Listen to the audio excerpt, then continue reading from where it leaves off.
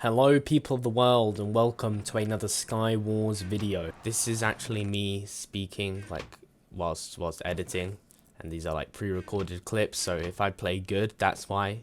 I'm just not I don't have to talk about something, so I can finally concentrate on the game. I apologize if I sound dead inside. Well, it's partially because I am, but it's also because I've just woken up, so I haven't actually had time to speak or stretch my vocal cords, I guess. I don't know the science behind it. However, I digress.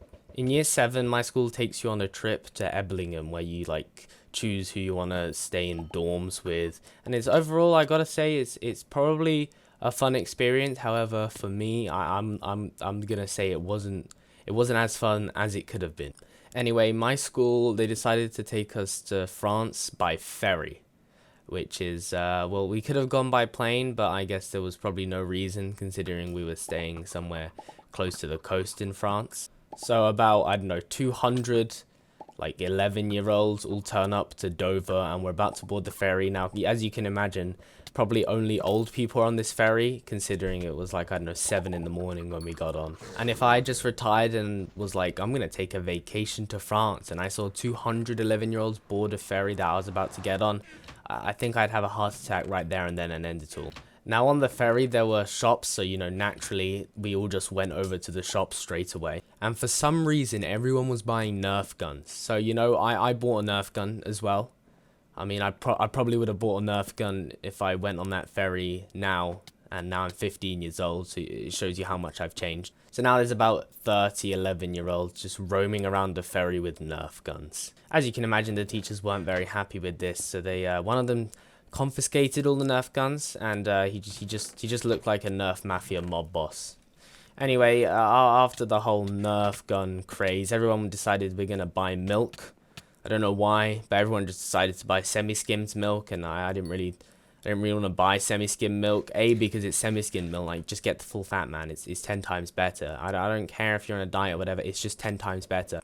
And B, I didn't really want to waste all my money at the start of the trip, and I especially didn't want to waste all my money on milk, so I kind of just put away my wallet and just waited until we got to France. When we got to France, we hopped on a coach, and we arrived at our destination pretty quickly, because Eblingham is right on the coast. We were then assigned dorms, and we went off into our rooms. On the first night, everyone in my sort of building block, as we were divided into 4 building blocks or something, everyone decided to play Knockdown Ginger. If you don't know what that is, you just knock on someone's door and then you run away. It's pretty juvenile. Anyway, someone accidentally knocked on the door of one of the teachers who was staying in our building, so we didn't get off to a good start. The following events that I'm about to describe didn't necessarily happen in this order, but this is the order I remember them in. One of our day trips was going to a bakery in France where the baker just kind of stared us down as he made croissants and pain au chocolat, so all in all a good experience. One of the more memorable experiences for me was going to a chocolate factory in Belgium. It was a pretty stupid visit because we didn't actually learn much. They kind of just melted chocolate and put it into molds, which is something you'd guess they do at a chocolate factory. They didn't even let us do anything, so it was a pretty boring visit. After the tour was finished, people raced over to the gift shop. I mean, my friends and I, we didn't really want to go to the gift shop, so we just kind of waited outside. Anyway, we were talking outside, and I look over into a bush for some reason, and I see a 50 € note just lying there. And 11-year-old me thought, 50 euros? I'm gonna be a millionaire! So I go grab it, and then I take it back to my friends to show them. Naturally, if you know that your friend has just got 50 euros and you hadn't, you'd probably be pretty jealous. So you know what the little buggers did? Yeah, they said, oh, that 50 euros could have belonged to someone who really needed it. You should go give it to the teachers, because, they'll probably know what to do with it. So yes, I was guilt-tripped into giving my teachers 50 euros, who assured me, yeah, if we don't find the owner of it, we'll give it back to you. But I'm pretty sure they just spent it on alcohol. Speaking of drunk teachers, we actually went to a bowling alley at one point, and one of my teachers got pretty drunk, so that was funny. Anyway, looking back on the 50 euro story, I think I probably should have just pocketed the money, and if my friends morally condemn me, just take it on the chin. But I was 11, I didn't want to lose friends I just made, so I feebly gave it back to the teachers. Anyway, another good story is we went on a day trip to some place that actually took quite a while to get there. I don't remember what we were doing at that place, but I do remember there was a homeless guy there. And of course, this homeless guy begged us for food and he begged us for money. But this guy, he had a field day, okay? He saw 60 students come along, and if everyone gave him €1, I mean, that man was making 60 euros. He was making bank. Now, this homeless guy, he wasn't actually homeless though. Some students saw him whip out some like Mercedes-Benz car keys. So all the students decided, right, we're gonna go confront him because, you know, that's gonna be a good idea. Anyway, the guy tried to play it off, and then he started singing "Kumbaya, my lord," and then he gave us, well, he didn't give me, but he gave some other students some like fake cigarettes that had flour in them to make it look like people were smoking. Anyway, students saw this and were like, you know, I want some of that. So this shop probably made about 150 euros in that day just from selling students fake cigarettes. It was a pretty good business day for them, I guess. Moving on to another shorter story. My group had just, I don't know, they finished some sort of like tour or whatever. And, you know, we were all coming back onto the coach, you know, exhausted after a long day. And some students get onto the coach first. They go up to their seats and they see some guy just hiding in between the seats. Turns out this guy was an illegal immigrant who tried to get into England via our coach. Seemed like a pretty chill guy though. Like he understood everything that the teacher said, and they were like, yo, you can't be here. And I mean, you know, he just kind of accepted it, and life goes on. Moving on to the last part of our Eblingham visit. Okay, this story sort of underlies throughout all of the Eblingham stories, but I thought I'd save the best till last. Now, I spoke about how there were buildings, and, you know, there were rooms in buildings, so that would be your dorm. And in my building, there was actually a dorm right at the end of the corridor, which, you know, that was the cool kids' room. And a couple of times, you know, you sort of walk into other people's rooms, you know, just kind of see what they're doing. I mean, it was just kind of like a friendly thing. So I walked into their room with a couple of my friends, you know, just to have like a chat. I don't really know exactly what we're doing. And then the dormitory wars sparked from there.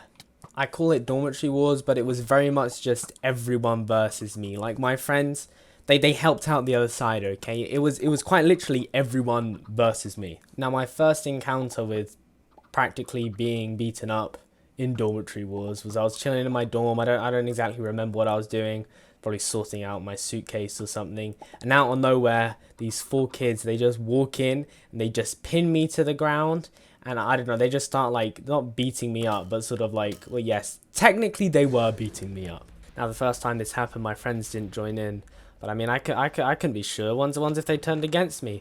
So that the following morning I woke up pretty early and sort of left my dorm as quick as possible because I didn't want to take my chances. I think that same day I was ambushed again with like my friends this time.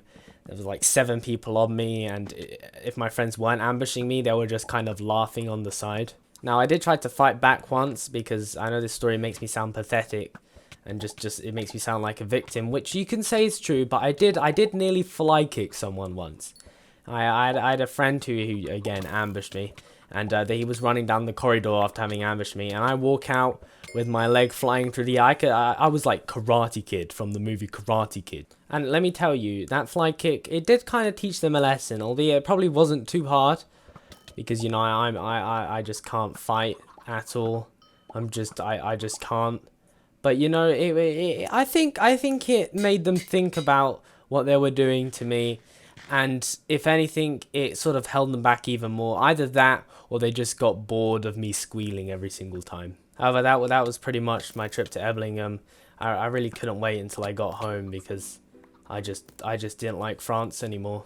I just want to say one thing though about the bakery I went to, okay? Though those pain au chocolats and those croissants, they were massive, okay? You get the full deal. You pay like €1 and you can feed like a family of 500 with them. In England, you pay like £1 and you get something that's like half the size, and like there's barely any chocolate in it. Like, bruh, I just want some good pain au chocolat, man, and you're not giving me any. How can you do this to me, Tesco? Anyway, that's pretty much all I gotta say. If you didn't enjoy this video, I mean, I didn't while I was editing this, don't feel bad, I just kind of cringed. If you did enjoy this video though, there's obviously something wrong with you, like you should go check that out, but please do consider subscribing before you go to your local doctor, because, you know, it would boost my ego by quite a lot. Anyhow, goodbye.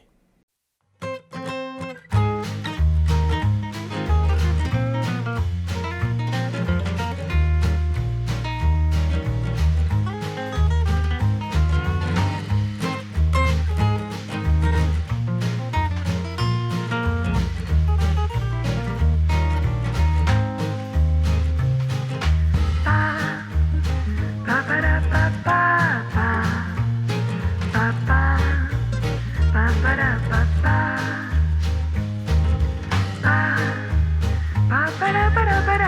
body.